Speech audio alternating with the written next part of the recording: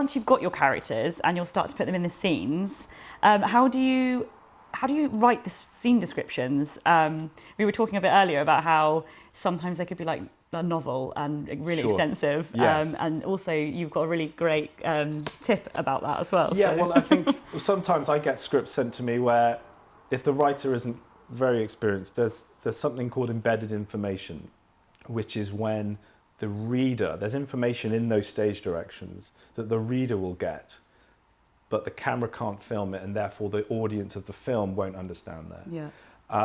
And I think in my first book I gave the example of, imagine this stage direction where it said, a private detective, Johnson walks into his office, sits down at his desk, he opens an envelope and a bullet falls out. Johnson realises that the bullet was sent by Smith because Johnson was having an affair with his wife. So Johnson gets his gun, checks the chamber, he knows where Smith's going to be and runs out. So that's the stage directions. But what does the camera see? The camera will see a guy walk in, sit at his desk, empty an envelope, a bullet falls out. He sits there for a bit longer, loads his gun and runs out. All the bit about who sent the bullet as the threat, the history with the guy's wife, how the character knows where the guy is, isn't on screen. Yeah.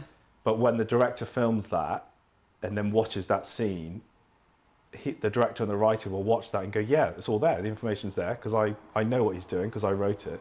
But the audience doesn't. They haven't got a clue. They haven't got a clue. So embedded information is something that a lot of first-time writers, they write it like a novel. The character thinks. I read something once where a character was looking through old photos or some photos, and it said, Steve realises the girl in the photo is the one that he met at the party last year.